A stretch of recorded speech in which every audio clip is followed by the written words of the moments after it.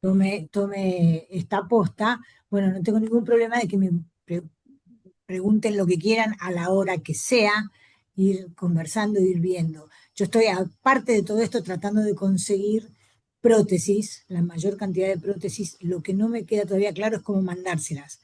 O sea que en eso es algo que por ahí deberíamos hablar y ustedes deberían explicarme un poco más claramente cómo poder hacerlo para que entren a Venezuela, digamos, y les llegue a la sociedad de alguna manera o al lugar donde la sociedad dice para que haya un registro formal. Yo no quiero pedir donaciones de las que no pueda dar cuenta después, ¿no? Entonces, bueno, nada, esto es hablar un poco así en general, pero lo que yo más quiero en realidad es escucharlos a ustedes, saber qué es lo que quieren. ¿Podemos sacar, en lugar de tener la cosa esa, verles las caras? ¿Se puede eso?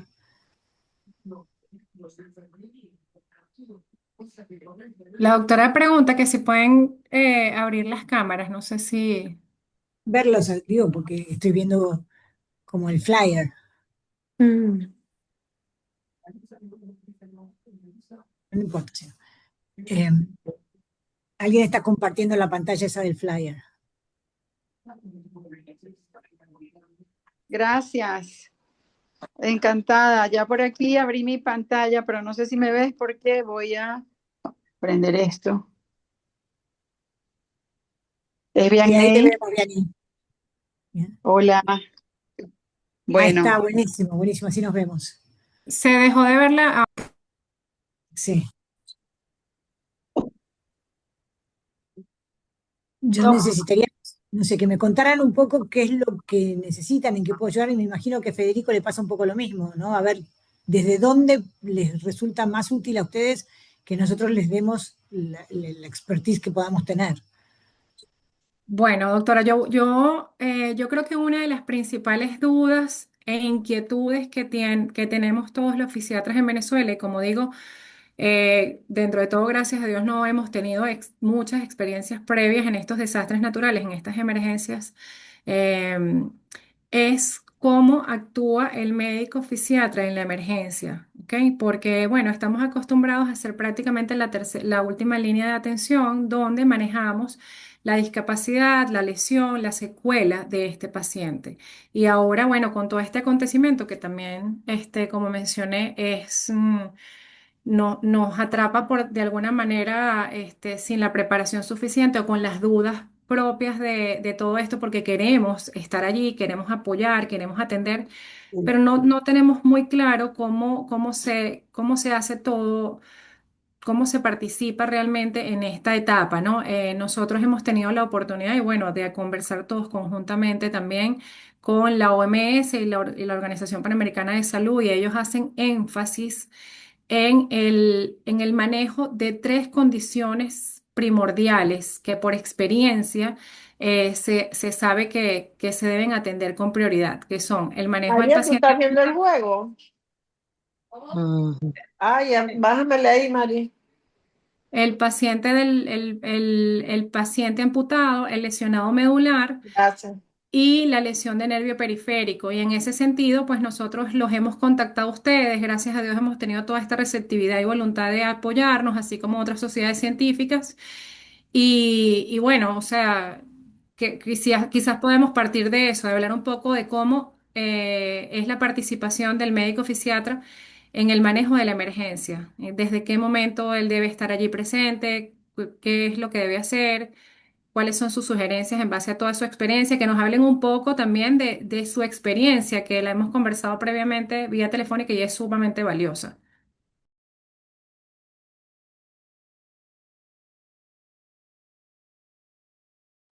Estoy muted, ahí está. Eh, yo tuve una experiencia bastante complicada en Haití, porque eh, en ese momento la OMS tenía una cosa muy clara de que el médico fisiatra no era crucial en este tipo de actividades, era más el kinesiólogo y el traumatólogo. Y eso llevó a que hicieron un montón de cirugías, de operaciones, amputaciones, yo siempre hablo de amputaciones, ¿no? Eh, lo que nosotros llamamos a la guillotina, o sea, sin planos, y eh, eso complicó muchísimo todo el equipamiento posterior, hubo que volver a operar a todos los pacientes, fue un desastre. Nosotros hicimos toda una comunicación a la OMS de eso y ahora, bueno, dijeron que no se podía operar más de esa manera. Pero el médico fisiatra para mí tiene que estar ahí, al lado del traumatólogo. El traumatólogo va a ser el que ampute, va a ser el clínico el que lo estabilice, pero el fisiatra para mí tiene que empezar a ver ese muñón, son muñones complejos, son pacientes complejos, no es solamente un muñón, es un muñón con una cabeza, una familia muy destruida en general, una casa que perdieron, es muchísimo más complejo que lo que normalmente tratan los traumatólogos o que son como mucho más prácticos en el sentido de poco holísticos, pongámoslo de esa manera, por lo menos los que conozco yo. Entonces, me parece que es crucial el médico fisiatra en ese primer momento, para ver ese muñón, para decidir si se puede con el médico parte de la amputación. No es lo mismo una amputación traumática de un aplastamiento o muy vascular o más chica. O sea, hay montones de variables de los muñones que el médico fisiatra es el que mejor maneja por lejos. Y después el vendaje, el plan de rehabilitación de entrada. Nosotros al tercer día, que es un poco que se le pasa el dolor terrible del principio, ya empezamos con distintas formas de actuar, movilizar, fortalecer, que se puede hacer junto con el kinesiólogo, no hay problema, pero hay parte de eso que es la indicación o la forma de hacerlo, qué hacer para cada paciente, qué diferencia tiene el vascular, es hipertenso, tuvo un infarto, o sea, hay un montón de otras cosas en esos pacientes que hacen que sea totalmente diferente el tratamiento del amputado cuando está, digamos, visto por un médico fisiatra. Y en ese sentido yo no tengo ninguna duda que el fisiatra tiene que estar en el primer momento. De hecho, estamos escribiendo una carta desde varias sociedades al ministro de Salud que tienen la suerte ustedes de que sea fisiatra. Eso por ahí es una alegría en el sentido que va a entender el concepto de déjennos estar desde entrada. Eh, pero es una lucha contra la OMS, es una lucha contra la OPS. De hecho, la gente que maneja emergencias son los dos kinesiólogos. No una lucha en un mal sentido, son buena gente, pero hay que convencerlos de que nosotros ahí hacemos la diferencia. Lo primero que tenemos que hacer es entender nosotros que hacemos la diferencia. ¿Sí? Porque a veces hay esa duda de, bueno, pero esto es muy en la emergencia, ¿sí? Nosotros no vamos a estar sacando piedras y tomando pulso, porque eso no es lo nuestro, eso va a ser del emergentólogo puro y duro, del rescatista, es otra cosa distinta. Pero enseguida lo sacaron a ese paciente y enseguida está en una camilla y enseguida hay un fisiatra diciendo que tenés todo entero, o sea, tu corazón, tu presión, porque el señor es un amputado porque se le cayó un edificio, pero es un diabético de base, totalmente distinto a un chico de 20 años que su único problema es que se le cayó un pedazo de edificio sobre una pierna. Pero eso, ¿quién lo ve? ¿Quién lo entiende? El médico fisiatra, que tiene una cabeza abierta para ese tipo de cosas. No sé si es eso un poco lo que me preguntabas o que vos decís. Yo soy una convencida que hay que estar ahí y enseguida hay que estar hablando con esos pacientes. Son pacientes que están muy complicados de la cabeza porque perdieron mucho más que una pierna. Perder una pierna es una complicación, pero perder una pierna en ese contexto donde por ahí perdiste a tu mamá, a tu familia, a tu hijo, o perdiste toda tu casa, o perdiste todo tu auto, lo que fuera, no sé, lo que hayas perdido, es un contexto muchísimo más complicado.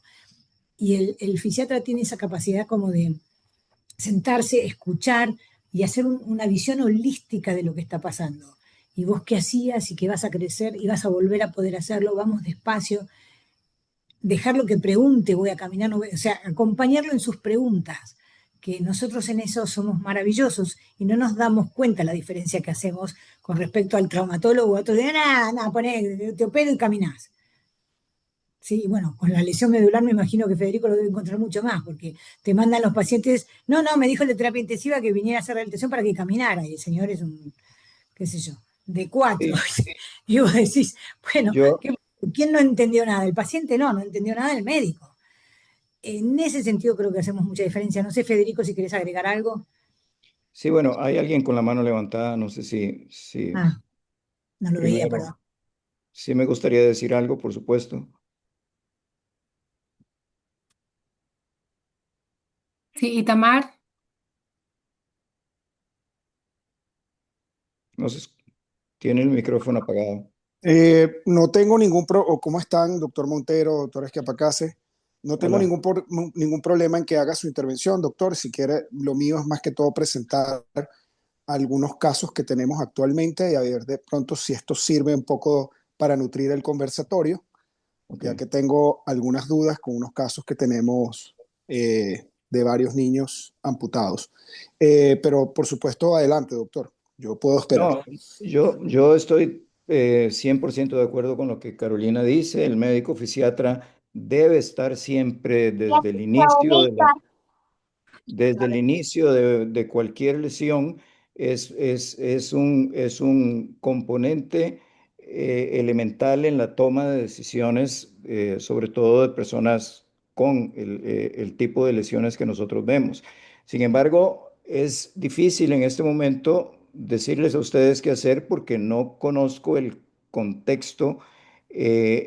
Por supuesto que es una crisis tremenda, me solidarizo plenamente con esta tragedia, realmente uno no la puede asimilar desde lejos, pero esto va a depender la participación del fisiatra, que creo que en gran medida de la apertura que tengan los especialistas que van a atender en primer lugar a estas personas. En cuanto a personas con lesión de la médula espinal, la primera dificultad que se presenta es el diagnóstico.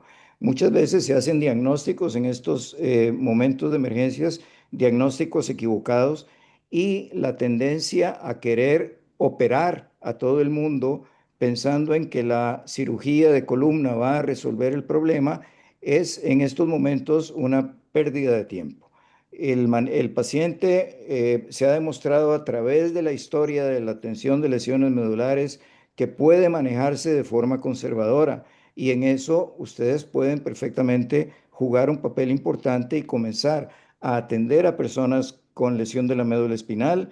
Les van a evitar complicaciones y van a evitar toda una serie de problemas y de complicaciones serias que eventualmente van a llevar al paciente a fallecer.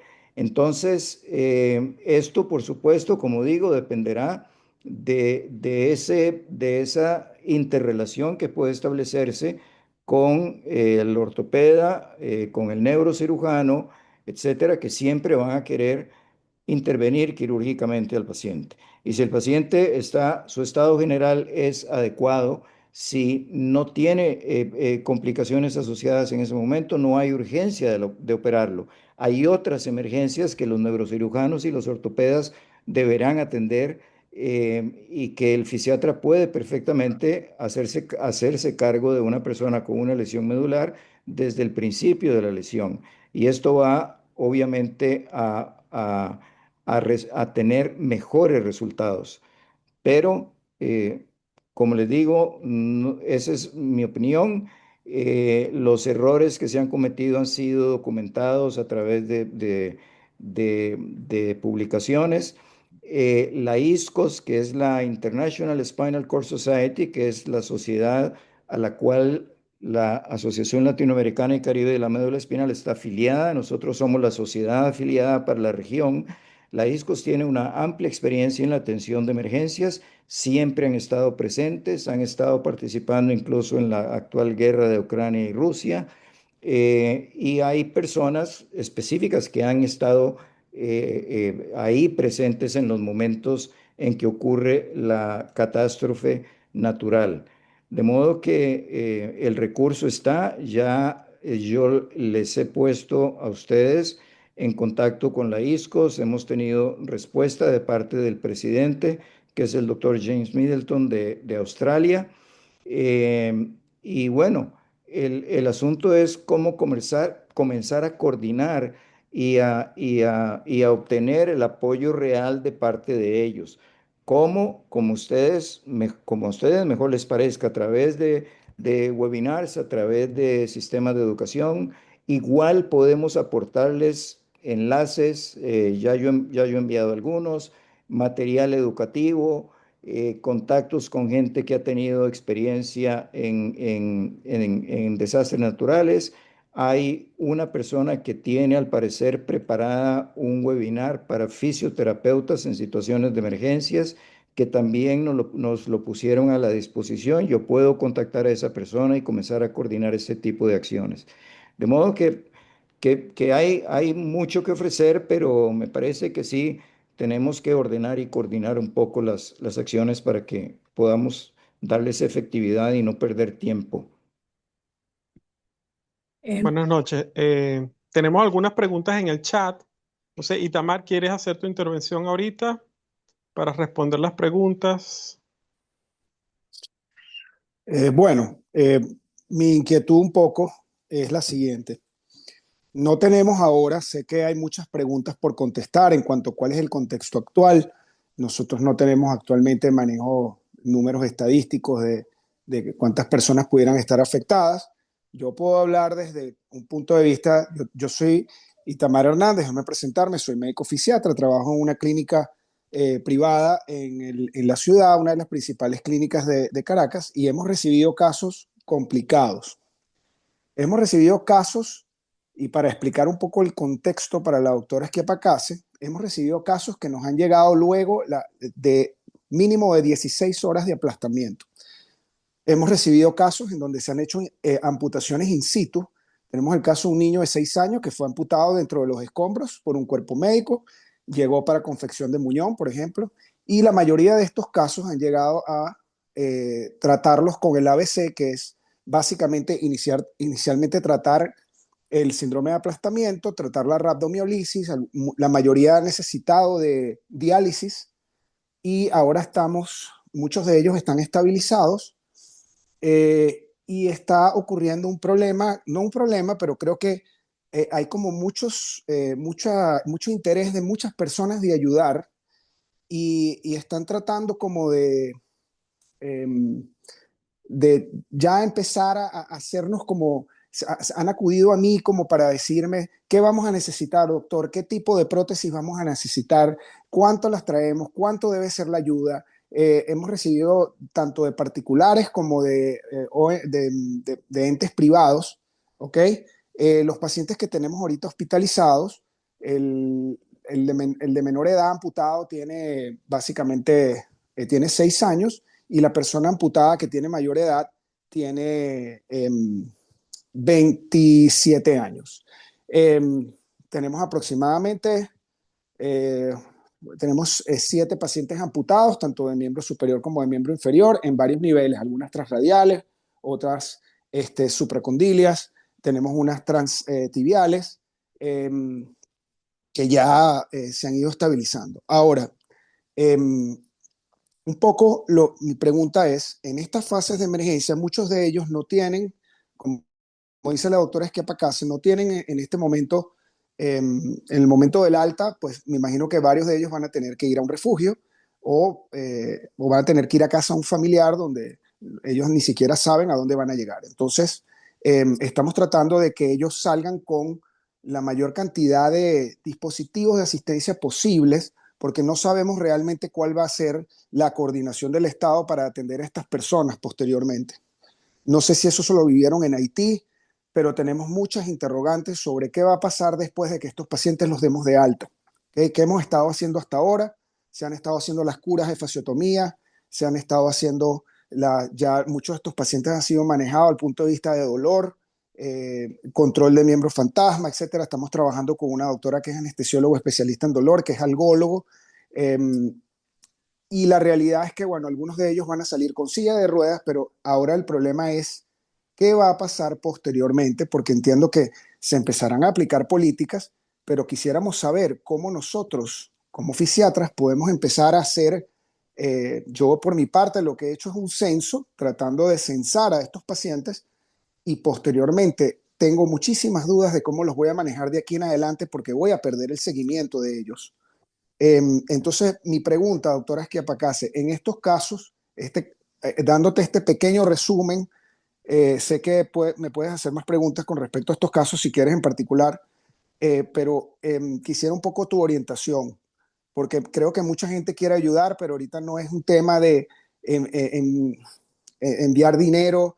Hay una persona que se ofreció a enviar prótesis de miembro superior, que quieren mandar una cantidad de pies. Entonces, oye, no sé, quiero como saber un poco hacia qué organismos pudiéramos empezar a canalizar estos casos, cómo es el procedimiento, cómo hacen ustedes, si establecieron un formato o un instrumento de censo de estos pacientes, de manera de uno poder pedir ayudas formales y a quién hacérselas, y cómo poder hacer el seguimiento de estos pacientes una vez que los demos de alta. Gracias. Bueno, uno de los problemas mayores que yo vi en Haití fue la ayuda. Tanta gente ayudando, tantas ONG metidas, tanto que al final era tan la confusión que era peor. Fue una reunión, motivo de reunión después entre la Cruz Roja, HI, que era Handicap International, en ese momento se llamaba, ahora cambió el nombre, eran las ONG más grandes, tuvieron una reunión como de mea culpa, en el sentido de qué pasó. Cada uno, por ahí había alguien que le daban 3 prótesis y alguno que no tenía ninguna prótesis, o sea, era un descontrol. Y esto me parece que es lo crucial que ustedes tienen que, a la luz de la experiencia de Haití, evitar, y no es fácil hacerlo, ¿sí? Porque desde acá afuera decirles a ustedes, hagan una base de datos, es facilísimo, el problema es hacerla. Para eso tienen que, capaz que contactarse con todos los médicos traumatólogos que hacen la cirugía, decirles, bueno, vos lo operás, pero tirame el nombre, el lugar, el hospital donde lo tenés internado, y nosotros vamos a hacer una base de datos o algo. De alguna manera hay que registrar toda esta gente, porque después hay que hacerles un seguimiento.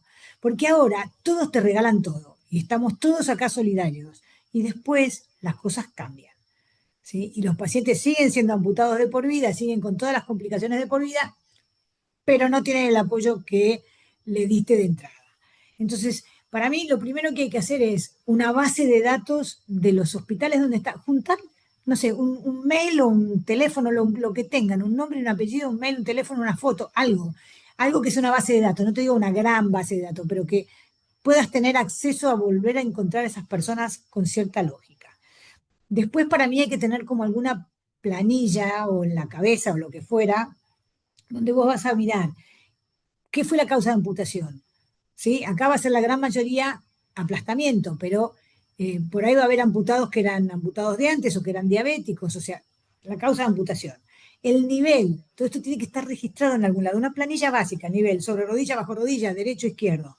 Porque después cuando te mandan prótesis, no es lo mismo. ¿Cómo está esa herida, esta cicatriz? ¿Hay una dehiscencia? ¿Está cerrada? ¿Cómo está ese muñón? ¿Sí?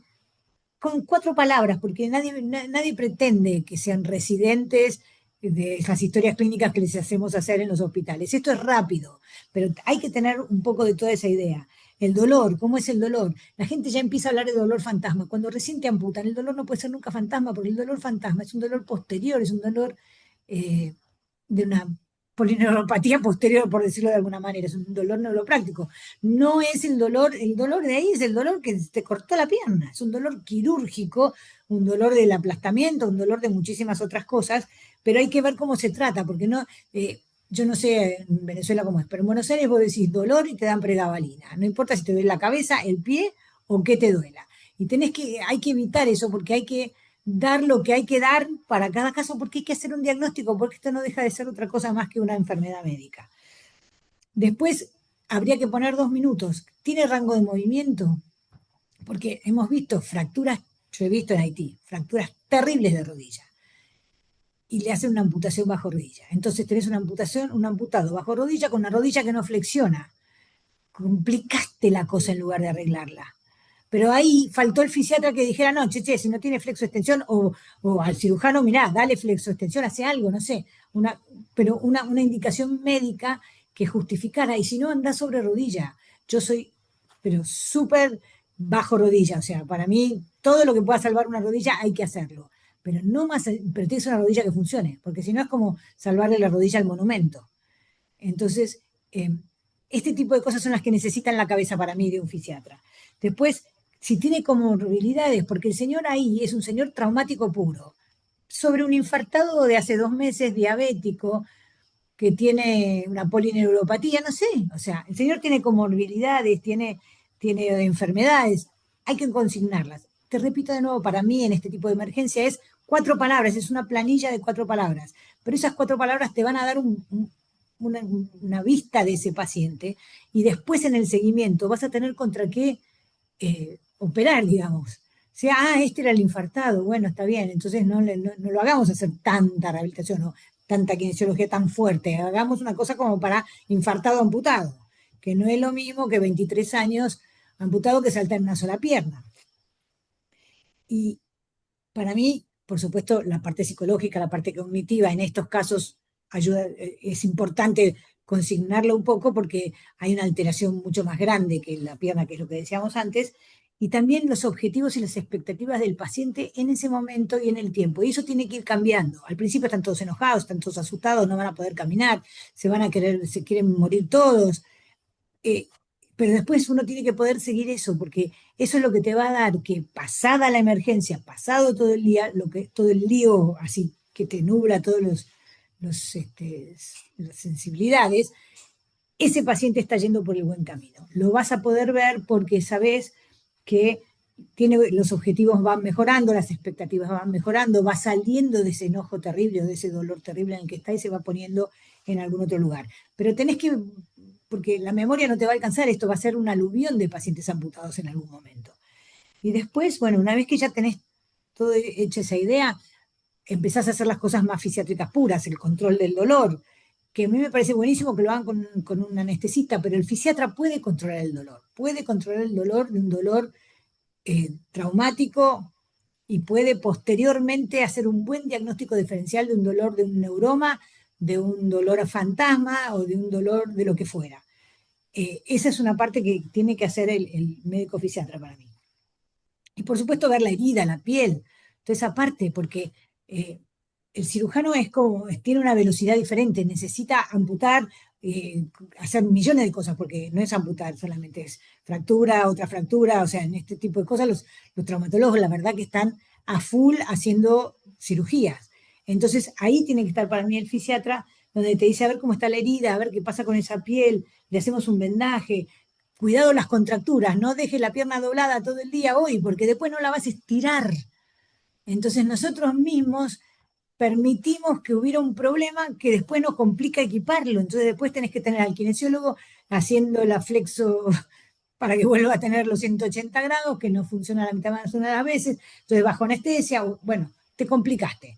Pero eso es una pavada terriblemente difícil. Son esas cosas como no apoyar los pies contra la cama para no lesionarte, que es una pavada de poner una almohada, pero todos terminan con escalas. Bueno, son esas pavadas que la gente no ve y el fisiatra las ve. Entonces ahí para mí hay que estar. Y el primer día, el tercer día, cuando se le pase un poquito el dolor terrible, hay que empezar con movilización. O sea, no importa, ejercicios isométricos del cuádriceps de la pierna amputada. No me importa, pero empezar con prevenir las contracturas y empezar con fortalecimiento. Y tiene 4 miembros. No miremos solamente el amputado, digamos. Hay que darle fuerza en los brazos porque va a caminar con los brazos, hay que darle fuerza en la otra pierna porque va a caminar contra... Bueno, no se los voy a explicar a ustedes, pero todo eso hay que como mirarlo. Y otra cosa que hay que empezar a mirar de entrada y que lo hace bien el traumatólogo es las transferencias. Ese paciente va a terminar saltando, va a terminar yendo a un baño, va a terminar yendo a donde fuera que se tenga que mover. Entonces, hagamos entrenamiento de transferencias y de equilibrio. ¿Sí? No me importa si después la repite el kinesiólogo eternamente, pero ustedes, esa primera parte de qué ayuda técnica te voy a poner, 2 bastones canadienses, 2 muletas, un andador. Yo no soy muy feliz con los andadores en los amputados, pero bueno, lo que tengan, porque tampoco nos vamos a poner, ay, no, si no tenés 2 bastones canadienses no va a andar. No, lo que haya. Pero el paciente tiene que poder volver a tener un poco de equilibrio y una capacidad de transferencia básica de entrada y en el tiempo va a ir cambiando.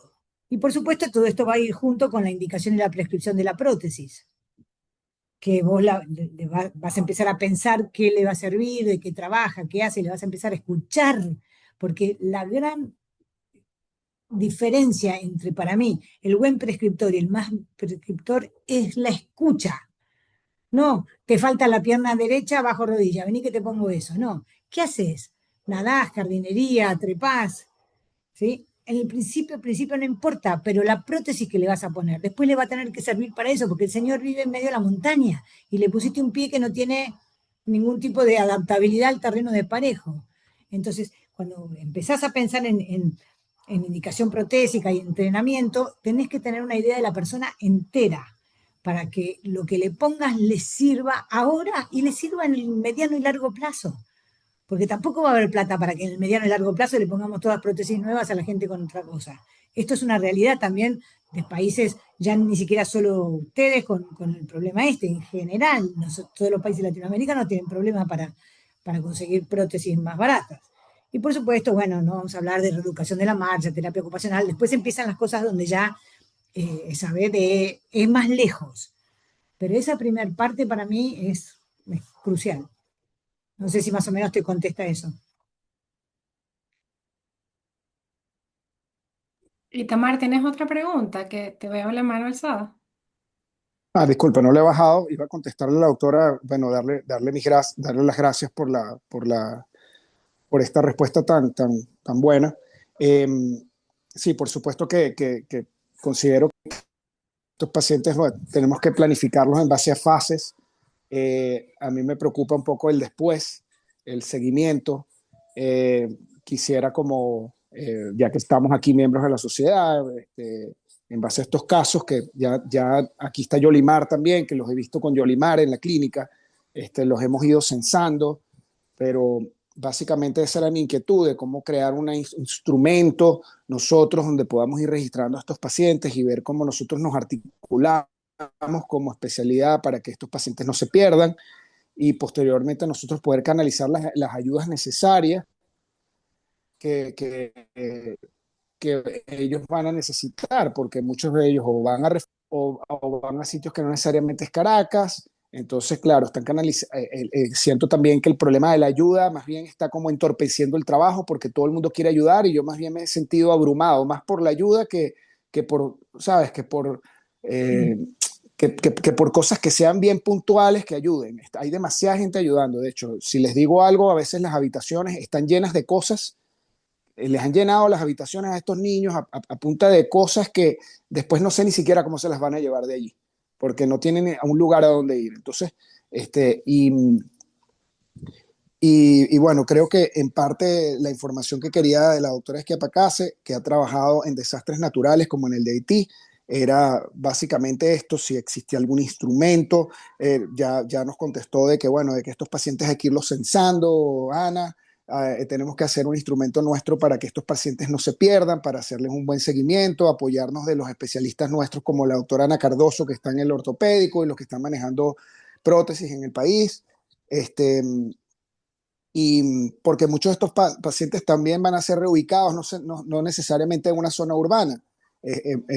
Hay pacientes, me enteré de un paciente que va a Mérida, por ejemplo. Entonces, bueno, quién sabe qué parte de Mérida irá. Irá al páramo y va a estar en un terreno en donde hay que considerar esto, de que si lo vamos a protestizar, entonces va a estar en una zona rural. Entonces, bueno, estas cosas son muy importantes. Muchísimas gracias, doctora Esquiapacase. Le agradezco muchísimo su tiempo por estar aquí con nosotros. Y me gustaría saber si puedo tener su contacto para hacerle después algunas consultas formales, de repente en privado. Muchísimas gracias. Sí, les pongo ahí mi mail y mi celular en el chat para el que quiera cualquier consulta que me quieran hacer, ningún problema. Podemos anotarlo en el Okay. chat de una vez, exacto, doctora, para que todos tengan, porque la idea de esto, Itamar, es que se creen comisiones de atención donde todos tengan acceso a los especialistas.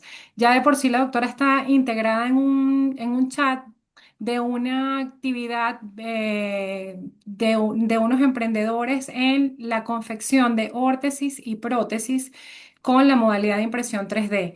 Hay muchas, como comentábamos, pues muchas ideas, muchas ganas de apoyar y de colaborar, pero hay que tener mucho cuidado con cómo se hacen las cosas, sobre todo en el caso de los pacientes con órtesis y prótesis, porque obviamente esto es un proceso que es bien difícil en el contexto de la adaptación a esa nueva condición y por supuesto a todo lo que engloba un proceso de protetización. Entonces ponerle una prótesis, después cambiarla, reajustar otra vez el muñón, etcétera, es algo que genera más bien el desapego a ese proceso de rehabilitación. Hay que tener cuidado con eso y lo otro es aprovechar bien los recursos, porque también decía la doctora, y es verdad, coincido, en el momento de la crisis todo el mundo quiere colaborar, todo el mundo te llama, te insiste, quiero mandar, ¿qué hago? ¿Qué puedo hacer? Pero después, y después digo, nos quedamos los fisiatras con esos pacientes, no hay nadie. Empezamos a buscar colaboración y ya nadie aparece. Entonces vamos a aprovechar bien estos recursos, los estamos canalizando a través de la inclusión con esta sociedad o esta iniciativa de estos muchachos que se unieron en la fabricación de órtesis y prótesis. Y hay que entender también que no siempre la buena voluntad es lo correcto. Ellos tienen la idea de confección de órtesis y de prótesis sobre todo, pero no son prótesis resistentes o funcionales. Entonces, la doctora nos ha estado colaborando, como mencionó ella también al principio, con el enlace que tiene para conseguir prótesis donadas. Necesitamos hacer una data, coincido contigo, Ita, si hay, tenemos un Google Drive eh, que se les ha ido enviando a los centros asistenciales de Caracas. Yo le voy a decir a José que está aquí que te lo reenvíe también para que se mantenga un registro epidemiológico y se haga un seguimiento de esos pacientes. Igual la doctora Carolina nos va a enviar, está pendiente, un formato que ella ha manejado en casos de emergencia para pacientes con amputaciones. Ok. Bueno, tenemos muchas interrogantes acá en el chat. Vamos a tratar de resolver algunas de ellas. Preguntan acá a la doctora, previo a la amputación, ABC, tips. En la etapa de rehabilitación con síndrome de aplastamiento en miembros con rabdomiólisis. Tengo pacientes que requirió fasciotomía y amputación parcial de pie. ¿Qué tips nos puede dar, doctora? ¿Qué ABC? ¿Cuál sería el ABC para estos pacientes? Le dejo de una vez una segunda pregunta que dice, las prótesis deben ser a la medida para cada paciente. ¿Prótesis genéricas no pueden ser una solución para estos pacientes? A ver, eh, lo que decís de la rabdomiólisis y todo eso, en realidad hay que verlo muy concreto con cada paciente, porque generalizar con eso no es muy fácil. Me parece que eh, la parte vascular hay que verla bien. No sé si tienen un Doppler para hacer o no sé cómo, dónde los están viendo, si están en mitad de la mucha emergencia, no va a haber un Doppler para hacer, pero hay que fijarse bien y siempre hay tiempo para amputar, siempre y cuando no haya una gangrena, por supuesto, ¿no? Entonces, eh, yo una amputación parcial de pie vería que pasa un poco, porque toda la parte vascular tiene muy buena reacción si a la larga, si el paciente es joven, si el paciente tiene buenas arterias, en general, no necesariamente en el lugar de la lesión. Entonces, me parece que es muy para estudiarlo, es difícil para mí contestarte claramente qué hacerlo, salvo que me muestres un caso, me muestres el pie y yo pueda pensar o ver qué te diría. Eh, y la otra pregunta que me habías hecho, perdóname, me olvidé. Prótesis genéricas son una alternativa. Ah, no, no existe una cosa para mi gusto que se llame prótesis genéricas. El gran problema de la prótesis es el cono, porque el cono va sobre el muñón. Entonces, si eso está mal hecho, eso lastima. Si las cosas lesionan o duelen, la gente no las usa, ni nosotros ni nadie. O sea, uno no usa algo que lo lastima. Entonces, eh, hay prótesis genéricas, por ejemplo, yo estoy tratando de conseguir unas prótesis suizas que ya nos están diciendo que van a donar varias, pero necesitan saber a dónde, bueno, hay más lío con todo eso, que son, por ejemplo, no importa si el pie es derecho o izquierdo, ni importa tampoco si calza 37 o 42, porque el técnico corta con la tijera el largo de ese pie y el derecho o izquierdo da lo mismo, se puede poner en cualquier zapato igual. En ese sentido son prótesis genéricas, son prótesis más baratas y más genéricas, pero el cono tiene que ser un cono muy bien hecho, tiene que estar hecho por alguien que sepa hacer conos, ¿sí? No alguien que te regala su cono y te lo pones, porque ahí es donde se lastima seguro, se lesiona el muñón segurísimo. En ese sentido, hay ortesistas protecistas buenos en Venezuela, en Caracas por lo menos seguro, y nosotros podemos aportar todo lo que ustedes quieran para, con ortesistas nuestros, que hablen con ellos y veamos cómo se puede hacer todo eso. La gente que dona estas prótesis eh, tiene como todo muy escrito cómo se hace, cómo se debe hacer, son muy reglados, muy suizos, imagínenselos. Eh, entonces, por ahí con todo eso se puede hacer. Ahora, una prótesis genérica que vos digas, la usaba Juan y la sacamos y se la pusimos a Pepito, no va porque el muñón es diferente y solamente con que la forma del muñón cambie, las presiones que hay adentro de ese cono cambian totalmente y lesionan el muñón. Entonces, sí, si bien sí son genéricas porque los tubos son iguales, los pies son iguales y las rodillas pueden ser básicas iguales, el cono de enchufe tiene que ser hecho a medida para ese paciente. ¿Te contesta eso la pregunta?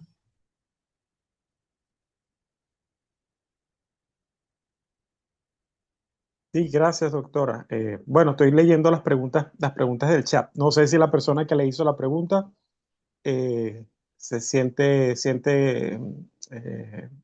se contestó su pregunta. ¿Tiene alguna duda adicional? Puede abrir su micrófono y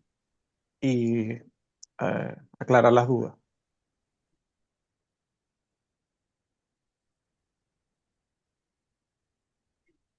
O se lee el resto de las preguntas.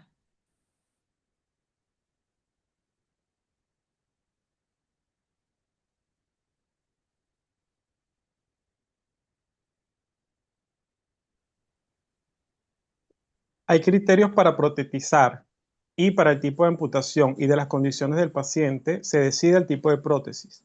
Y en los niños es diferente el manejo. Mientras más pequeño el manejo es diferente. ¿Nos puede dar algunos tips al respecto, doctora? Sí, es totalmente diferente. El pequeño es un superviviente mucho más rápido. Vos le pones una prótesis, le pones lo que le pongas y el chico sale caminando.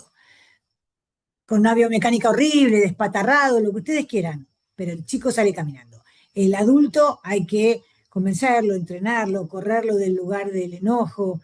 El chico vos le ponés la prótesis, nosotros le ponemos la prótesis, le ponemos una pelota de enfrente, está bien que lo nuestro con la pelota es así, como terrible, porque todos los chicos juegan al fútbol en Argentina, y, y el chico va a tender a patearla, va a tender a moverla. Entonces es totalmente diferente el equipamiento o las posibilidades de éxito en un equipamiento para un chico que para un grande. El chico enseguida, le pongas lo que le pongas, anda. Nosotros de entrada no les ponemos rodilla, les ponemos unas prótesis como más fijas, sin rodilla, para que se acostumbren. Caminan, por supuesto, con tren de Lemur, caminan mal, pero una vez que se adaptaron al peso de la prótesis, que se adaptan a la prótesis, ahí los pasamos a una rodilla. Uy, perdón. En ese sentido, bueno, el entrenamiento también es totalmente diferente. Nosotros los entrenamos muchas veces con hermanos, les permitimos si viene un amigo. Tratamos en general que la mamá y el papá estén lo más lejos posible porque complican más de lo que ayudan muchas veces. Pero al chico lo vamos sacando mucho más rápido, es mucho más veloz la rehabilitación de un chico que de un grande. Buenas noches, es la doctora Janet. Muchas gracias, doctora. Era más un comentario, pero verdad le agradezco a la doctora que aclare todo eso porque el manejo es totalmente diferente en niños y adultos. Y que bueno, pues nos estamos enfrentando a algo que es nuevo para nosotros aquí en Venezuela. No hay mucha experiencia en estos casos, entonces pues hay que valerse pues de todo lo que tenemos a la mano. Y pues lo que siempre me preocupa a mí sobre todo es que las prótesis, vamos a llamarlas genéricas, pero son esas prótesis que donan, no son aptas para todo paciente. Y la doctora lo dijo y es totalmente válido. Y en los niños mucho menos. Entonces, pues las prótesis son a la medida, son de acuerdo a los requerimientos de cada paciente. Entonces, eso que creo que nos debe quedar claros a todos porque podemos entrar ahí, lo que también decía la doctora, que pues, pues como no están donando tantas cosas, pues todo lo podemos utilizar para todos los pacientes y eso no es el deber ser, porque es un pañito de agua caliente y no es una solución para esos pacientes. Muchas gracias, doctora. Bueno, la realidad es que en momentos muy críticos nosotros juntamos pies, tubos, rodillas, pero no conos. Entonces, si podemos poner el pie perfecto que nosotros queremos, que tiene biomecánica, perfecto. Y si no podemos, mientras conseguimos ese otro pie, ponemos este pie que es más básico, que es más duro, que es como si fuera un sach para aquellos que hacen amputados. Pero coincido totalmente con Janet que a la larga tiene que ser algo personalizado, pero en un momento de crisis, en un momento de emergencia, es bueno poner lo que se tiene siempre y cuando el cono lo haga un ortesista protesista. La gran diferencia para mí está ahí. El cono tiene que hacer un ortesista protesista, tiene que ser alguien que sepa de presiones intracono, alinear, porque lo difícil no es hacer solo el cono, es alinear, que las líneas caigan por el medio, que caigan por la mitad de la rodilla, digamos, eso les permita que no se doble la rodilla en cualquier momento o que no esté muy atrasada la rodilla y les sea muy difícil dar la patada. Es toda una historia de eso y los ortesistas protesistas eso lo manejan muy bien. Preguntan, en la emergencia, en las emergencias o el triaje, siempre se sabe cuándo llamar al internista, al traumatólogo o al neurólogo, pero no estoy segura de quién en primera instancia sepa llamar al fisiatra, porque se cree que el fisiatra no tiene competencia en ese nivel de atención. En ese caso, ¿cómo podernos darnos cabida en el hospital o sitio asistencial para poder aprovechar desde nuestra especialidad, para poder apoyar desde nuestra especialidad? Eso es una verdad grande como una casa. De hecho, nosotros acabamos de escribir una carta al señor ministro de Salud de ustedes, pidiéndole que dejara que los fisiatras entraran tempranito. Entraran temprano en la emergencia, digamos, de entrada se los llamara. No es tan fácil, es en todo lo que está escrito por la OMS o todo lo que está escrito por la OPS, siempre se habla de que en el momento rápido de la emergencia es el traumatólogo, es el clínico, es el emergentólogo, nunca se habla del fisiatra. Despacito vamos metiendo esa idea desde lo macro. Desde lo micro, para mí la mejor manera es probar que servís. ¿Entendés? Vos te acercás y le resolvés el problema al paciente. Y no me importa si me lo pasaste o no me lo pasaste. En los hospitales donde entran los pacientes heridos o lo que fuera, acercarse y decir, bueno, hagamos esto, hagamos lo otro. No me importa si me llamaste o no me llamaste. Yo sigo haciendo. Nosotros siempre decimos en broma, eso se llama a casa tomada. O sea, yo voy y tomo la casa y es mía. Y si no te gusta, lo peleamos después. Pero cuando empiezan a ver que nosotros hemos hecho millones de peleas así, porque ahora más o menos estamos tranquilos, pero hubo épocas de mucha pelea. Cuando empiezan a ver que al final no es que les estás sacando un paciente compitiendo, les estás resolviendo un problema que se les complicaba, ahí empiezan a decir, bueno, che, ¿no hay fisiatra? Yo después de años de pelea, yo trabajo en el hospital británico y en el hospital italiano. Me llaman los traumatólogos para ver a qué nivel amputamos. Pero eso me llevó, yo se lo digo como si fuera una pavada, yo no les puedo explicar los años de, yo tengo que saber cuándo, dónde y cómo. Déjenme opinar, porque la hacen mal. Entonces, no me dejaban opinar, yo después decía, bueno, esta lesión está mal, esta está mal, o sea, les marcaba el error. Y si no, iba y hacía igual. O sea, me parece que es difícil lo que te estoy diciendo, pero hay que ir, hay que estar en el lugar donde está la emergencia, hay que estar en los hospitales, hay que pararse al lado del traumatólogo y decir, ¿qué te puedo ayudar? Pues déjame a mí que yo lo hago esto. Me parece que no podemos seguir pidiendo permiso porque no lo dan. Sí, estoy leyendo acá que el ministro de Salud es fisiatra, sí lo sé, por eso es como mejor, porque nosotros le mandamos toda una carta dirigida a él, en el sentido que es el ministro de Salud, pero siendo fisiatra lo va a entender mucho más que si fuera, qué sé yo, dermatólogo. Preguntan con respecto a la adaptabilidad a las prótesis de miembros superiores, de acuerdo a la edad. El miembro superior es un miembro mucho más complejo para equipar. Primero porque la mano es mucho más compleja para reemplazarla. Entonces, por más que vos le pones una prótesis, nunca es una mano. Al no tener sensibilidad, el 90% de la magia de la mano, que es sentir, tocar, se te va. Nosotros a los chicos muy chicos en general casi ni los equipamos, les ponemos una cosa de peso, digamos, para que se vayan acostumbrando, para que cuando lleguen al momento que ellos mismos pidan la prótesis, la tengan. De chiquitito se la ponemos, después tienen un periodo de rebeldía, en general de entre los 8 y los 12, que no la quieren usar y nosotros dejamos que no la usen. Después, a los 12 empiezan a ir a bailar y a las fiestitas y les empiezan a gustar las compañías de colegio, ya quieren mano. Entonces, yo los miembros superiores los acompaño, salvo que vos me estés diciendo que es bilateral. El bilateral necesita ser equipado porque necesita tener una buena fuerza de prensión.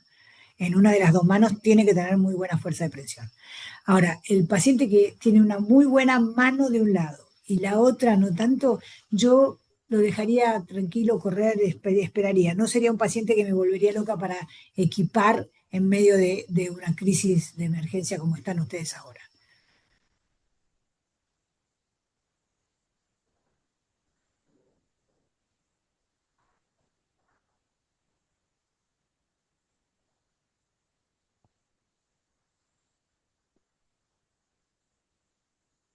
¿Más? Bueno, hacía una pregunta similar con respecto a miembro superior, a recomendaciones en la protetización del miembro superior. Miembro superior puede ser una prótesis cosmética, una mecánica, una mioeléctrica o una híbrida, que sea una mano mioeléctrica y un codo mecánico. Pero son prótesis caras, son prótesis complejas y son prótesis que no son de urgencia. Porque caminar es una urgencia. Si tenés una sola mano, con una haces de todo, pero literalmente de todo.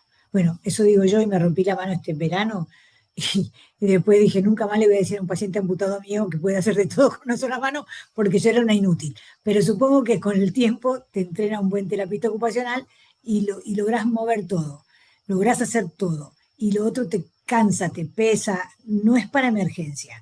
Es para una vez que estás tranquilo, que sabes en qué vas a trabajar. Ahora, si el señor necesita las dos manos para trabajar porque es relojero, bueno, le vas a poner un gancho con mucha precisión en una mano y la otra mano va a ser su mano y va a seguir siendo relojero. O sea, para mí siempre lo que vos equipás tiene que ver con la actividad del paciente. ¿Qué hace el paciente? ¿Qué trabaja? ¿Qué hobbies tiene? ¿Qué le gusta hacer? ¿Quién es esa persona? Eso siempre para equipar. ¿Y cuán activo es? ¿Sí? No es lo mismo una persona que está en su casa viendo televisión, no haciendo nada, que una persona que necesita trabajar para darle de comer a 5 chicos.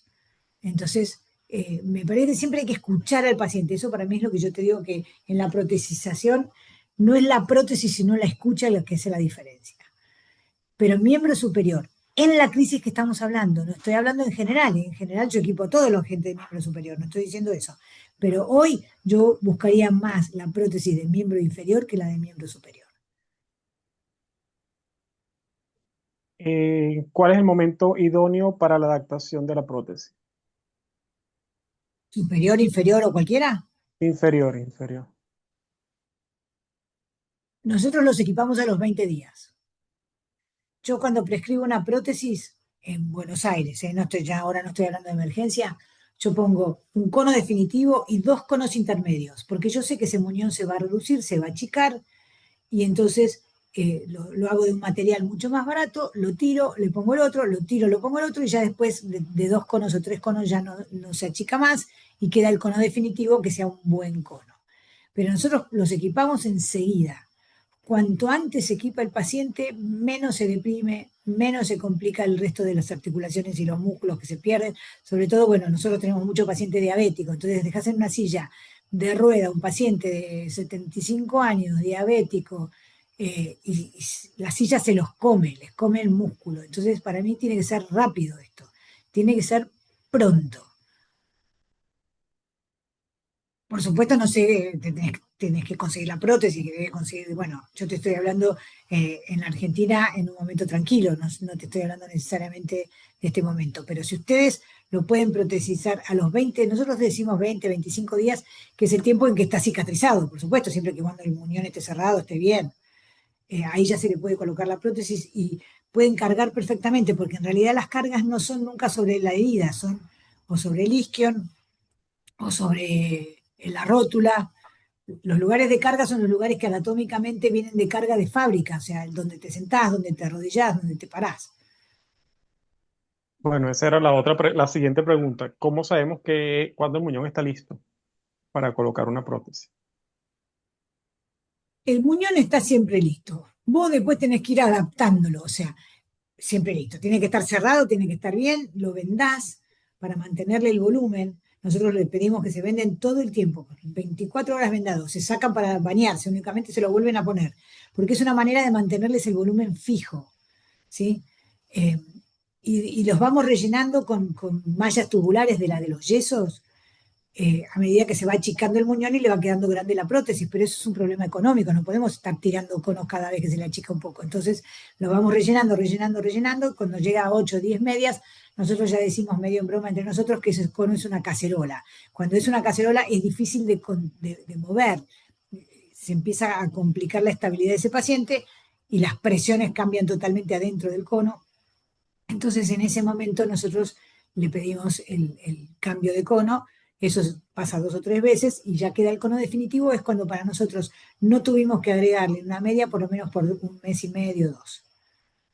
Se estabilizó el muñón. Después el muñón puede cambiarse si señora engorda o adelgaza, como cualquier muñón, como cualquier persona, pero está estabilizado desde el punto de vista del volumen.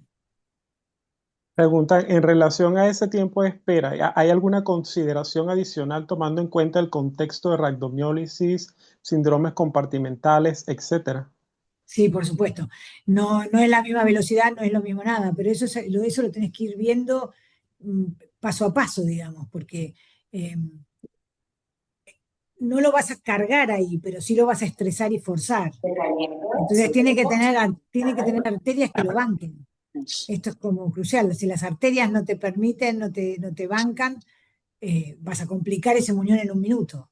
Entonces sí es diferente, sí hay que evaluarlo mucho más, sí hay que evaluar la parte arterial muchísimo y tomar las decisiones en función de cómo va mejorando o evaluando. Se puede probar también, pero con mucho control. Es difícil en lugares de crisis o en lugares de emergencia, como está en este momento Venezuela, eh, el control necesario que hay que tener para que eso ande bien. ¿Sí? Es como cuando te dicen, bueno, le podés poner yeso seriado. Sí, si le vas a poner yeso seriado, más vale que estés preparado para verlo 2 veces por semana todos los días, porque si no se va a lesionar mucho más. Esto es lo mismo. Si no lo van a ver mucho todo el tiempo, preferible no equiparlo por más tiempo. Esperen a que esté bien cerrado, que esté de vuelta viable todo el tejido.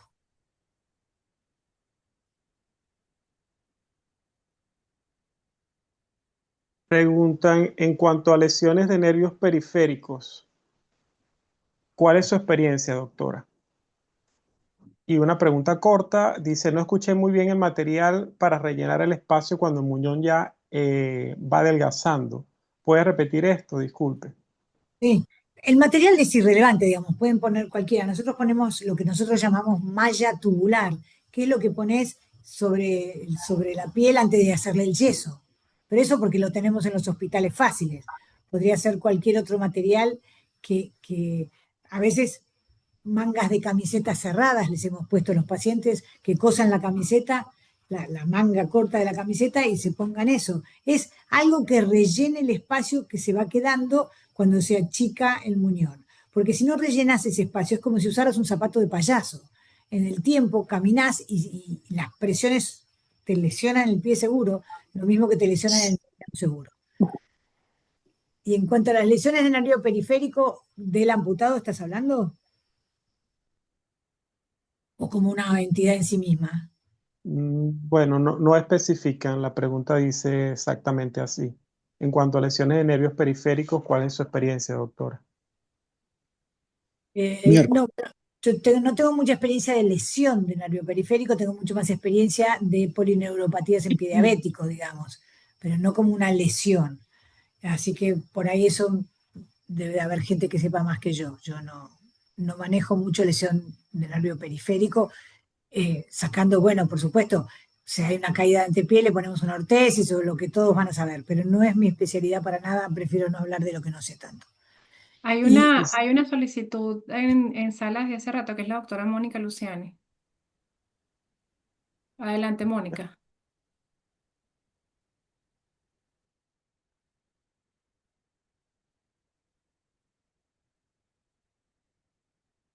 Estás mutada. Aquí estoy. Buenas noches.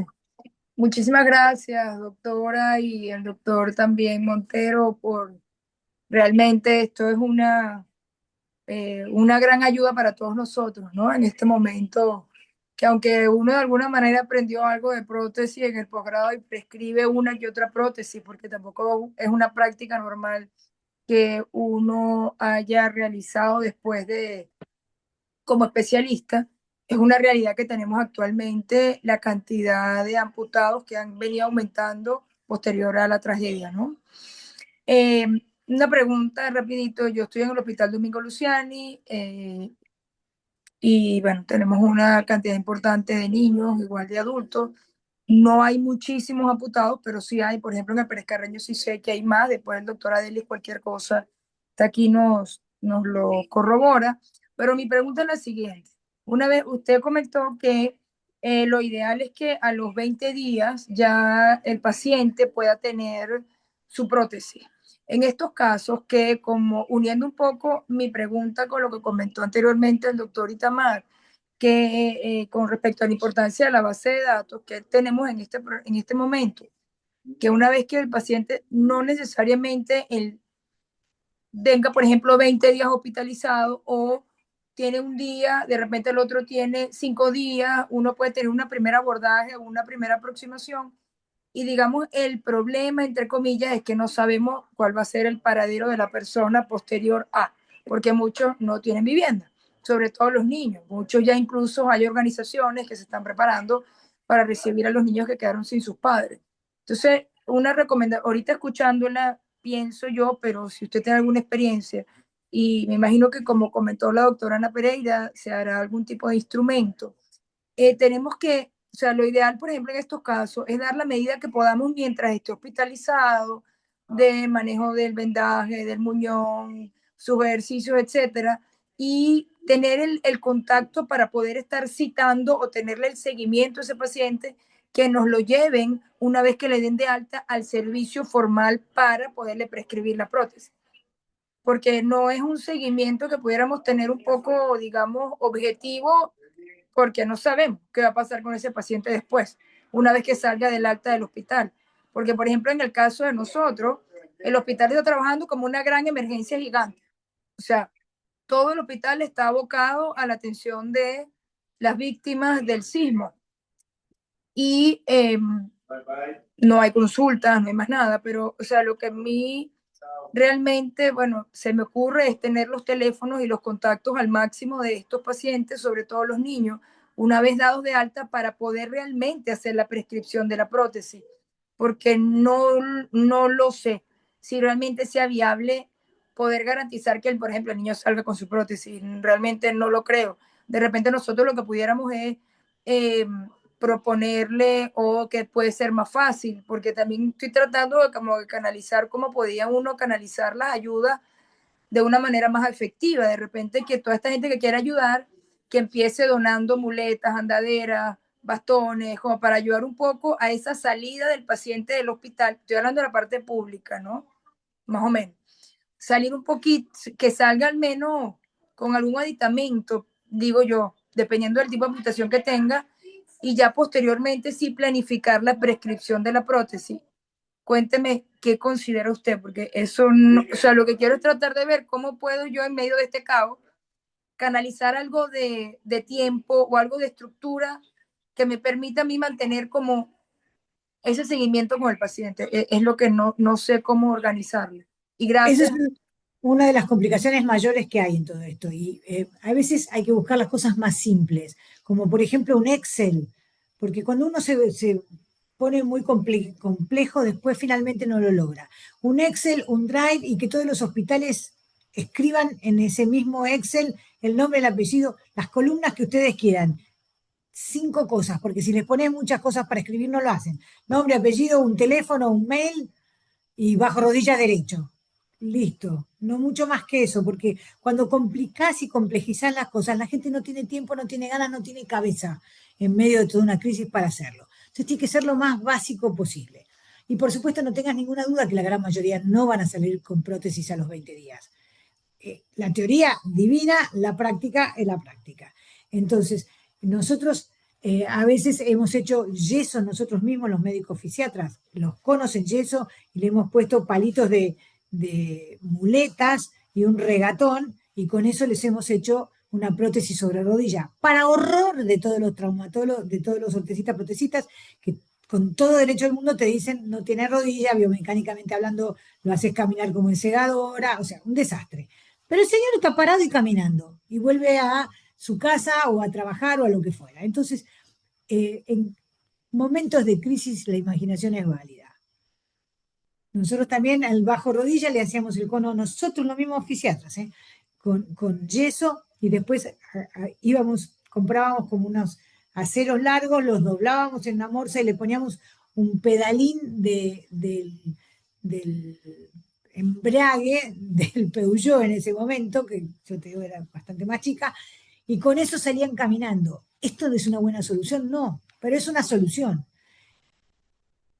Yo siempre digo medio en broma, pero muy en serio, que los piratas saltaban con una rama de árbol de prótesis llena de trapos de un barco al otro y espadeaban. Yo no digo que nosotros tengamos que hacer nada que se le parezca, pero te quiero decir, hay con montones de cosas intermedias, un poco más precarias, no tan maravillosas, no tan perfectas, no tan todo, que te pueden ayudar en un momento como este. Igual hay que tender a buscar las prótesis correctas o mejores biomecánicamente hablando, por supuesto. Si hubiera una buena base de datos, yo te aseguro que consigo muchas más prótesis, porque lo que me está pasando es que me dicen, bueno, pero ¿cuántos hay? ¿Cuántos sobre? ¿Cuántos bajo? ¿Cuántos derechos? ¿Cuántos izquierdos? ¿Y a quién se los damos? ¿Y a dónde va a ir a parar eso? Y se me para ahí la donación.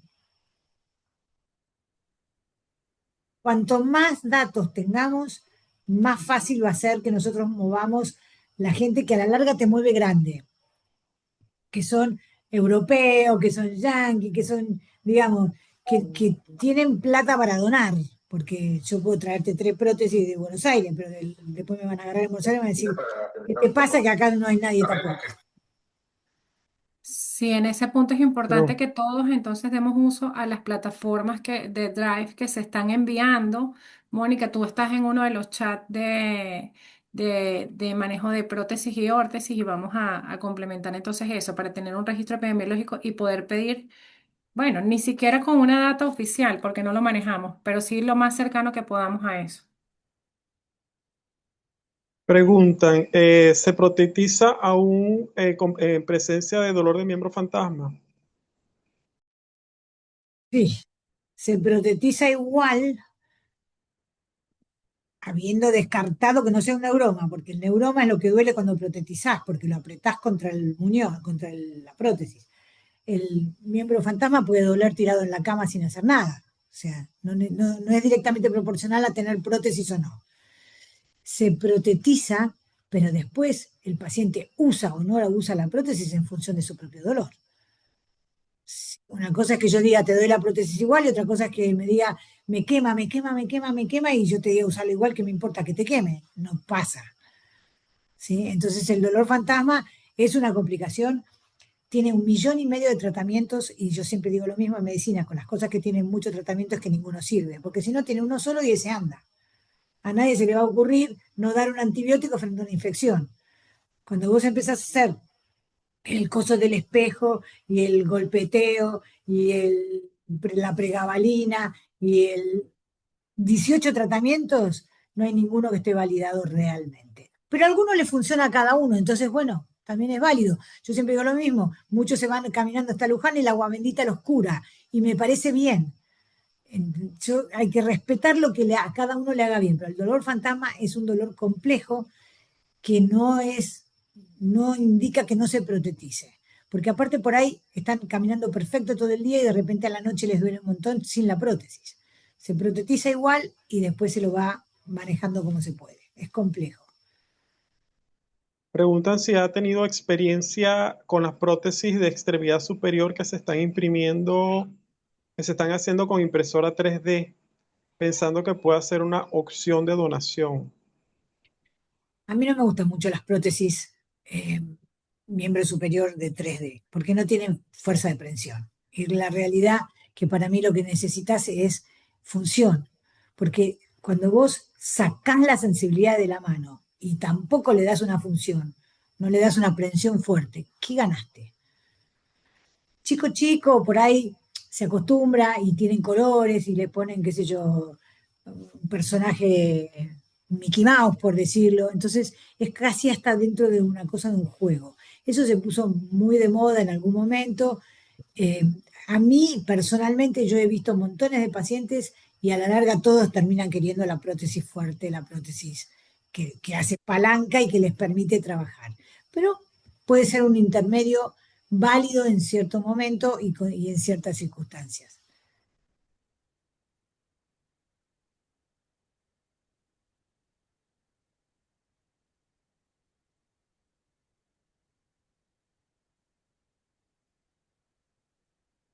Mm. Bueno, no hay más preguntas en el chat.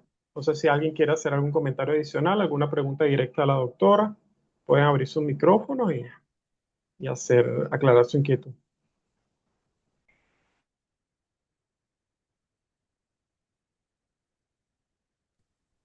Bueno, doctora, muy enriquecedor todas sus sugerencias. De verdad he tomado nota de todo. Quiero darle las gracias. Nuevamente, mi nombre es Itamar Hernández, médico fisiatra, y de verdad agradecerle su tiempo a usted y al doctor Montero. Muchísimas gracias. Ana Hola, Cristina, doctora. Hola. adelante, adelante. Buenas noches, doctora. ¿Cómo está? Un placer conocerla. La doctora Bricmar Rojas por aquí. Buenas noches. Doctora, una pregunta, porque fíjese, considero como Mónica que nosotros durante el posgrado vemos prótesis, vemos órtesis, pero en el día a día, pues es poco lo que hacemos prescripciones de órtesis y prótesis, sabiendo que tenemos que tomar en cuenta todas esas cosas que ya nos dijo, la ocupación del paciente, la edad. Pues el tipo de amputación que tuvo, si fue traumática, en este caso, por supuesto, van a ser la mayoría traumáticas, pero sabemos que hay de otros tipos. Cuando nos lleguen pacientes para protetizar, ¿qué prótesis tenemos? Porque en Venezuela hace mucho tiempo que dejamos de producir prótesis de calidad, o en los hospitales grandes donde había técnicos de órtesis y prótesis, pues ya no producen como antes por el costo, por tantos temas políticos, la burocracia, etcétera. Entonces, yo sé que hay muchísimos tipos de prótesis, de dispositivos de rodillas, de pie. En cuanto a los pacientes traumatizados que vamos a tener, que son pacientes seguramente jóvenes, o habrá niños, habrá adultos, ¿qué podemos nosotros recomendarles cuando veamos realmente la indicación que hay que hacerle de la prótesis? Hay alguna guía actualizada con la que podamos guiarnos de la edad del paciente, de todas esas características que usted nos dice que tenemos que tomar en cuenta? Si tuviera que elegir una característica para tomar en cuenta sería la actividad del paciente, si es un paciente activo o poco activo. Tuviera que hacerte una cosa medio así rapidita, te diría, viste que, no sé si ustedes están familiarizados con el K0, K1, K2, K3, que es la actividad que tiene ese paciente. Si vos me decís es un casero, es un señor que está en su casa, es un señor mayor, que tiene una marcha intradomiciliaria muy, muy básica, casi de pararse y pasarse al inodoro y nada más, y ese señor con una rodilla que se trabe, le alcanza.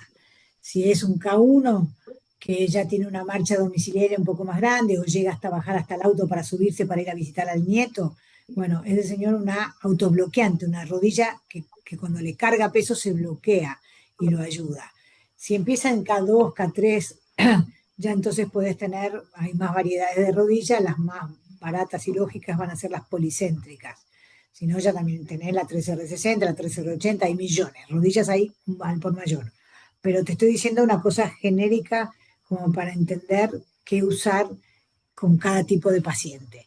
Después ya cuando tenés un K4, que es un tipo deportista activo, pero no de elite, ¿sí? Es como cualquiera de ustedes que juega al tenis o que juega al fútbol con sus amigos o en un club, medio club de barrio, digamos, no un club de primera. Entonces ahí sí ya entras a ponerle rodillas más sólidas, pies más sólidos. Y finalmente después tendrías el K5, que serían los deportistas, que bueno, son totalmente diferentes las rodillas, los pies, es otra cosa, corren 100 metros llanos y son paraolímpicos, digamos. Si tuviera que darte una cosa global, yo elegiría esas rodillas en cada uno para hacerla simple y razonablemente barata, en precio, digamos, y simple. Eso es lo que nosotros usamos cuando tenemos pacientes que no tienen mucho recurso. Muchas gracias, doctora. Quisiera decir nada más que, bueno, yo fui invitado a la actividad de hoy, no sabía en realidad a qué venía, pero tampoco he querido intervenir porque siento que la actividad ha estado perfectamente bien orientada. La parte de amputados es una prioridad. Todo lo que han compartido con Carolina estoy seguro que será de beneficio para todos. Creo que me ofrezco con alguna otra persona o yo personalmente a hacer una sesión similar a esta, enfocada en el tema de las lesiones medulares, eventualmente en otro tema. Y realmente le agradezco a Carolina y gracias por invitarme. Ha sido muy útil para mí estar presente durante esta sesión porque también me ayuda a planificar y pensar en lo que podemos hacer con relación a lesiones medulares. Por el momento nada más les diría un consejo básico. Las personas con lesión medular que van detectando en los sitios del desastre concretamente, irlos concentrando en una unidad específica, en un espacio o en 2 hospitales concretos, en salas específicas para el manejo de personas con lesión medular. Si los van a tener dispersos, muchos se les van a morir. Si ustedes los tienen concentrados en una unidad con un equipo interdisciplinario, van a lograr salvarle la vida a muchas personas con lesión medular. Ese sería mi consejo, así mi aporte pequeño en cuanto al tema de las lesiones medulares y quedo a la disposición para hacer algo más grande posteriormente. Doctor Federico, bueno, para los que no estaban al principio, lo presento nuevamente. El doctor Federico es el presidente de la Asociación Latinoamericana del Caribe de la Médula Espinal. Nosotros, como había dicho en un principio, estamos organizando esta serie de conversatorios y por supuesto, como se lo dije, los vamos a aprovechar a todos y ya hoy mismo vamos a programar con usted el horario. Todo esto ha sido como una medida de emergencia, la verdad, todo lo que se ha ido desarrollando. Veo inquietudes por aquí por el grupo, yo no sé qué tan tarde se ha hecho. Yo creo que es importante contestar a algo y aprovechar que todos somos parte de esta iniciativa con respecto a lo de la información de los talleres de órtesis. Creo que cada representante de una ciudad puede encargarse de darnos esa data también, de recopilarla, que es valiosa, no solo para ahora, sino para, como han intervenido otros, el resto de las veces que se vaya, obviamente, a referir un paciente a cualquiera de estos procedimientos. Gracias, doctor Federico, y por supuesto, ya ahorita mismo coordinamos la sesión para hablar específicamente del lesionado medular. Hay una persona que está solicitando una intervención, no leo el nombre, pero puede. Buenas noches, ¿me escucha? Sí. Ok, yo soy el doctor Víctor Borjas, de aquí del estado Zulia. Aprovecho la oportunidad de saludarte, Carolina. No sé si te ¿Cómo acuerdas. andás? Sí, claro, no me acordar. Claro. Y bueno, realmente para mí esto ha sido algo desde ayer, que desde que supe que ibas a estar allí, me alegré mucho porque eres una autoridad en todo lo que se refiere a amputados. Le hablaba a ellos de José Freire, no sé si todavía el doctor José Freire, ¿ya no? No, murió hace como 10 años. Ah, no sabía, ¿eh? Entonces, bueno, Carolina, mira, muchos de estos personas van a llegar acá, van a llegar a otros lugares. Yo estoy en la provincia, ¿ok? Y tomando en cuenta tu recomendación, los médicos fisiatras que estamos en diferentes provincias, de los que van a salir de Caracas, ya deberíamos de tener contacto una vez que tenga establecido las listas, para que no se pierda ese seguimiento que hablaba el doctor, ¿no? No hay, digamos que los hospitales tampoco acá están lo más idóneos posible. Aquí donde yo vivo, se ha hablado de que van a estar mucho en escuelas. Entonces, eso, claro, eso este, me ocupa, ¿no? Porque no van a ir directamente a hospitales, sino que van a estar refugiados en escuelas. Ya aquí se están hablando de unas 5 o 6 escuelas. Entonces, eso complicaría aún más la atención para esas personas. Entonces, habría que establecer como una estrategia. Nosotros, como ya comprobada la función del médico fisiatra y la utilidad de lo que somos para este tipo de emergencia, ¿cuál sería tu recomendación? Lo que pasa es que si la emergencia es tal que te obliga a que los pongan en escuelas por un problema de vivienda, por un problema, o sea, Ajá. en el contexto de emergencia es lo que me complica a mí porque depende de que las posibilidades de eso. Yo creo que a la larga nosotros armaríamos como una cosa más itinerante nuestra, o sea, iríamos, si los hospitales están más o menos cerca o en un radio razonable, es más fácil, si las escuelas, perdón, no los hospitales, es más fácil que 2 o 3 fisiatras vayan a las escuelas que ir Mm. encontrando a toda la gente que vaya a un hospital que está saturado y que está complicado. Pero eso lo tenés que ver vos un poco en el lugar, digamos. Si la base de datos es buena, el amputado no es un paciente que requiere, no es un lesionado medular, es mucho más complejo el lesionado medular, Claro. mucho más complejo. Tiene millones de cosas por las cuales se puede complicar si vos no estás siguiéndolo o viéndolo. Yo tuve años una sala de lesionados medulares y no es comparable con el amputado. Entonces, el amputado por ahí lo vas a ver, qué sé yo, nosotros lo vemos al principio cada 6 meses, después lo vemos una vez por año. Ujú. Es que ya lo tenés equipado y puesto, es mucho más simple como paciente. Entonces, por ahí, juntar, qué sé yo, que los viernes todos los amputados se junten en las 10 escuelas y vas ahí.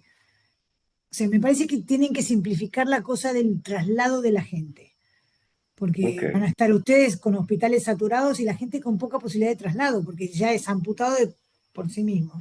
Y encima, eh, moverse con auto, moverse con cosas, debe ser un lío en este momento. Moverse debe ser un lío. Me imagino, yo la verdad que no estoy viendo lo que está pasando ahí, pero yo creo que sería bueno una cosa más itinerante para esos casos que estás diciendo vos. Pocos amputados en 5 escuelas de un lugar cerca. Claro, Sí. Carolina, pero no olvidemos que en un desastre como este pueden encontrar amputados con lesión medular también, Sí, Correcto, para que correcto. claramente. tengan eso presente. Claro. Eso es lo que iba a decir. Esto es bastante frecuente, te digo, en Haití había montones de la Ujú. mezcla de lesionado medular con amputado. Ok. Bueno, encantado de verte después de tanto Bueno, tiempo. igualmente, encantada. Gracias. Chao. Hay una pregunta para el doctor Montero. No tiene que ver con lesión medular. En el contexto de un paciente con síndrome de aplastamiento, rhabdomiólisis, edema generalizado, es común el déficit motor distal, mano caída o pie caído. La mayoría de los pacientes que tenemos en los que se ha hecho fasciotomía tienen en común un déficit motor distal, como el mencionado anteriormente. Esto es un efecto tóxico de la rhabdomiólisis principalmente. Y otra pregunta, supongo que debemos esperar unas 3 a 4 semanas para evaluar el daño del nervio periférico real. Muchas Es gracias. una pregunta más para Carolina. El tema de la compresión y rhabdomiolisis.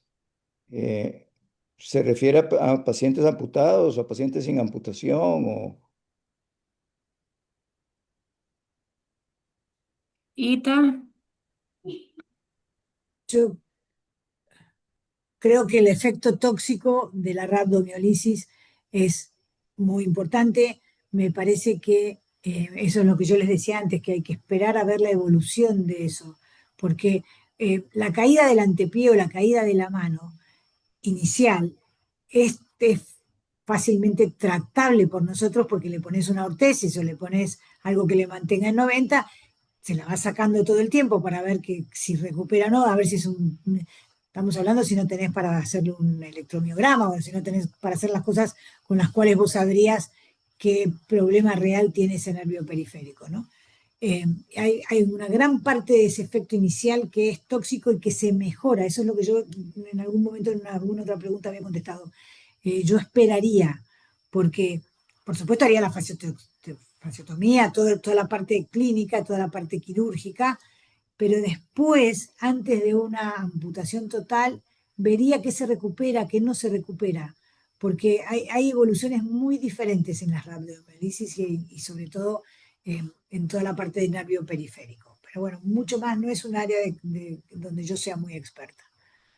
Claro, pero además todo el problema de las complicaciones metabólicas, renales, hepáticas, etcétera.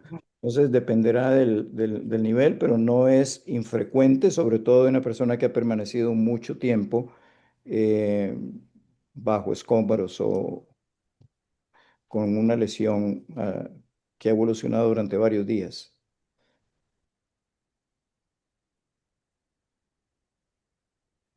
Gracias. Le vamos a dar el derecho de palabra a la doctora Lida Domínguez, que está solicitando su intervención. Adelante. Hola, buenas noches. Muchísimas gracias, doctora Carolina, doctor Federico, y gracias a nuestra sociedad. Me ha parecido una actividad estupenda. Quisiera tomarles la palabra de la posibilidad de hacer webinars. Tenemos cantidad de información, nos sentimos agobiados por todo lo que tenemos que leer y la emergencia realmente nos necesita, nos exige tener tips inmediatos. Entonces, si esto se lo pudiésemos organizar, pues creo que nos sería muy útil. Además que aquí estamos un grupo muy heterogéneo, desde residentes hasta personas con gran experiencia. Entonces, el aprovechamiento de lo que estamos diciendo, pues es también variable, ¿no? Muchas gracias y bueno, para que lo consideren. Una pregunta que quisiera hacerles en esta actividad, por ejemplo, de hoy, en la cual veo que ha habido una gran cantidad de participantes, hubo en un momento determinado 100. ¿Son solo médicos o también hay otros integrantes del equipo de rehabilitación? Porque eso me parece que es importante en estos momentos, o sea, involucrar a otro personal en este tipo de actividades. En esta ocasión son solo médicos, fisiatras y residentes de medicina física y rehabilitación, doctor. Como les dijimos, bueno, nosotros apreciamos muchísimo su disponibilidad inmediata para poder apoyarnos en todo esto. Se ha hecho como una medida súper rápida, ya ustedes han dado esta respuesta en conversaciones e investigación. Recomendaciones con todos los expertos. Hay tres áreas específicas a atender como medida rápida, que son el lesionado medular, el amputado y la lesión de nervios periféricos. Y bajo esa premisa se han organizado estos conversatorios. Entendemos que ustedes están ocupados y que, bueno, obviamente esto no se puede definitivamente estructurar como un taller, una formación formal. Y además este conversatorio creo que nos ha permitido exponer las dudas, las interrogantes y darles respuesta más rápida, como dice la doctora Lida, porque lo que queremos ahora mismo es resolver, es resolver. Entonces, bueno, ya tenemos que definitivamente programarlas para mañana o pasado estas otras dos intervenciones. Hay material que nos han enviado las sociedades científicas, pero coincido con que es un material pesado. Es difícil de pronto acceder a un buen internet y servicio eléctrico en Venezuela, por lo cual puede que se haga una lectura breve y complementar con estos conversatorios, aclarar las dudas, que este espacio permita eso. Además, no solo las dudas en la atención, sino también que se abra la oportunidad de conocer cuáles pueden ser las vías para acceder a los donativos, acceder también a las indicaciones en esos talleres de órtesis que tenemos en Venezuela y que se debería tener esa data, como lo dije. Y hay mucha voluntad de colaborar en el país, pero insisto, nosotros tenemos la responsabilidad como fisiatras de elegir e indicar los aditamentos y las herramientas de buena calidad. O sea, por muy que exista la colaboración por ejemplo, de esta iniciativa de impresiones 3D, que la doctora Carolina y yo tuvimos la oportunidad de reunirnos con varios de este grupo de emprendedores y que nos mostraran qué es lo que se está haciendo. O sea, es un stop a eso, es uno, entender si es la calidad que corresponde. Nosotros no podemos indicar algo ahorita y cambiarlo en 2 semanas o 3 semanas. Dos, si realmente eso se está controlando, porque entonces todo el mundo pide por ese familiar, no hay un seguimiento del mismo y obviamente pueden haber 3 personas con una órtesis. Y nos está pasando, porque lo estamos coordinando y nos está pasando eso. Y bueno, por último y más importante aún es que el control de ese paciente que va a tener una órtesis o una prótesis sea llevado por el médico fisiatra, o sea, que intervenga en ese proceso. Un paciente que se le coloca una prótesis o una órtesis es un paciente que necesita habilitación, se necesita preparar y se necesita ajustar en ese proceso. Entonces, sí. Nosotros queremos hacer más de estas actividades, obviamente con el resto del equipo rehabilitador. No se ha podido estructurar algo en conjunto porque, bueno, realmente como va viniendo, hemos ido aprendiendo a manejar esto. No sé si alguien más tenga alguna pregunta para alguno de los doctores.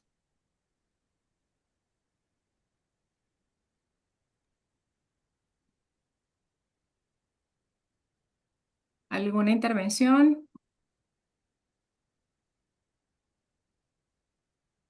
Bueno, si más nadie tiene preguntas para hacer, nuevamente, doctor Federico Montero y doctora Carolina, la Sociedad de Medicina Física y Rehabilitación, todos los fisiatras y los residentes, estamos inmensamente agradecidos por toda su solidaridad, no solo en apoyarnos con estos conversatorios, sino también por todo lo que están haciendo y lo vamos a mostrar después para conseguir las ayudas que vamos a requerir en esta nueva etapa de rehabilitación en el país. Vamos a coordinar, doctor, cuál entonces va a ser nuestra fecha de conversatorio en lesionado medular. Muchísimas gracias a todos ustedes también por participar. Eso demuestra solo una cosa y es nuestra intención de crecer como equipo y como profesionales para dar el mejor servicio.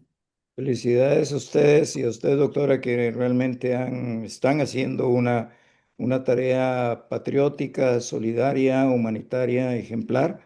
Creo que ustedes están dando un ejemplo a muchos otros médicos y fisiatras del mundo con lo que están haciendo. Realmente los felicito de corazón.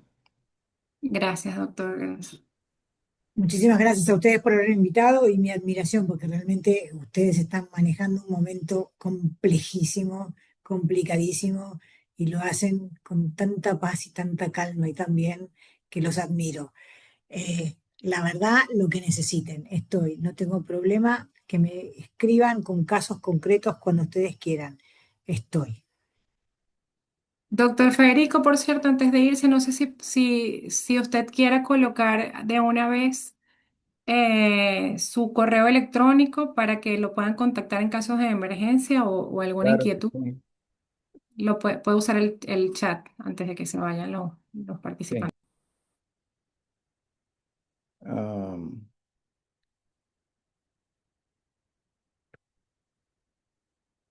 Es fammontero@gmail.com. fammontero. Ahí me faltó la arroba, pero ahí va.